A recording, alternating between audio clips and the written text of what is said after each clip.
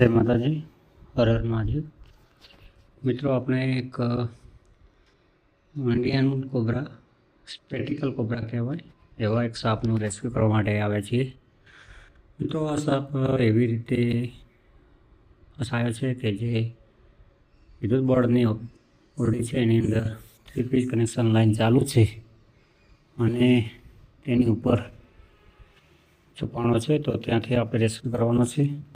ખૂબ જ જોખમી કાર્ય છે, કારણ કે 3 ફીટ લાઈન ચાલુ છે। કદાચ શોર્ટ સાપને પણ આવી શકે છે અને મને પણ આવી શકે છે, માટે ખૂબ ધ્યાનથી અને ખૂબ કાળજીપૂર્વક આ કામ હું કરી રહ્યો છું। તો વિડીયો પૂરો સુધી જોજો અને લાઈક અને કોમેન્ટ કરજો।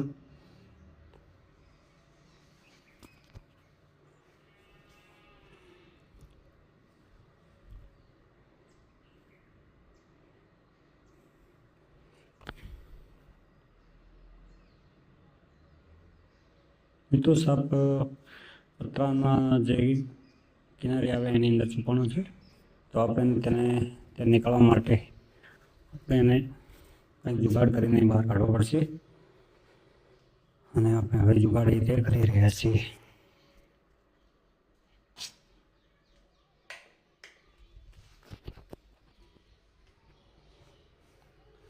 તો આ સાપ પકડવા બહુ જોખમી હોય છે અને જાનનું જોખમ છે।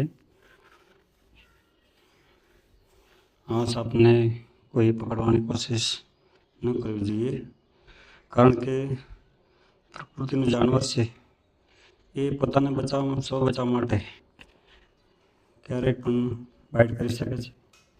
અને જો હવે આ સાપને આપણે બહાર કાઢી લીધો છે અને આપણે નીચે લાવી દીધો છે અને અહીંથી પકડીને આપણે એને થેલાની અંદર ભરી દઈશું અને સુરક્ષિત રીતે એનું રેસ્ક્યુ કરી અને આપણે જંગલમાં છોડવા માટે જઈશું।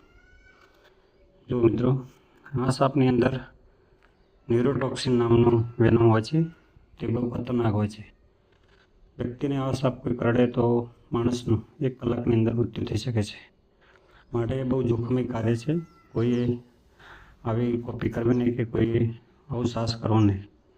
અને ક્યારેક કોઈ આકસ્મિક રીતે કોઈ આવો સાપ બાઇટ કરી જાય તો તાત્કાલિક હોસ્પિટલમાં સારવાર લઈ લેવી, કોઈ અંધશ્રદ્ધા કે દોરા ધાગામાં પડવું નહીં અને તરત જ હોસ્પિટલ લઈ થઈને સારવાર લઈ લેવી, તો માણસનો જીવ બચી શકે છે। બાકી એ બહુ ખતરનાક અને ખૂબ જ ઝેરીલો સાપ આવે છે, પરંતુ આ સાપ એક આપણા ખેડૂતનો મિત્ર પણ છે, કારણ કે ઉત્તર ગુજરાતની અંદર ખેતરોમાં કંઈક જૂના મકાનોમાં આવા સાપ ઘણા જોવા મળે છે। અને આ સાપને આપણે હવે રેસ્ક્યુ કરી લીધો છે અને થેલામાં ભરી લીધો છે। જો આ સાપને આપણે ભરી લીધો। મિત્રો, સાપ આપણે ભરી લીધો છે, પણ કોઈ આવા સાપને પકડવા દુસ્સાહસ ન કરવું, અને કારણ કે જીવનું જોખમ છે। જાનવર છે તે પોતાના બચાવ માટે કોઈ પણ કરી શકે છે, ગમે ત્યારે બાઇટ કરી શકે છે। મિત્રો, પ્રકૃતિને બચાવવા માટે આપણે કોશિશ કરી રહ્યા છીએ। પ્રકૃતિ છે તો આપણે છીએ અને આપણે છીએ તો પ્રકૃતિ છે, માટે પ્રકૃતિનું ખૂબ જ ધ્યાન લઈને આપણે આ સાપને હવે છોડવા માટે રિલીઝ કરવા માટે લઈને આવ્યા છીએ જંગલમાં, અને ત્યાં જંગલમાં આપણે એને હવે રિલીઝ કરી રહ્યા છે। જો રિલીઝ કરવા માટે આ રીતે એને રિલીઝ કરવો પડે, અને તેમાં પણ જોખમ છે મિત્રો, કારણ કે એક્સપર્ટ હોય અને જેને અનુભવ હોય એને જ આ કાર્ય કરવું, બાકી કોઈ આવું સાહસ કરવું નહીં। જો હવે આપણે એને બહાર કાઢી રહ્યા છીએ, બહાર નીકળી ગયો બરાબર। હવે એને આપણે જંગલમાં રિલીઝ કરી રહ્યા છે અને એ સુરક્ષિત ત્યાંના સ્થાને જઈ જશે અને એને આપણે છૂટો કરી દીધો છે। જય માતાજી, હર હર મહાદેવ।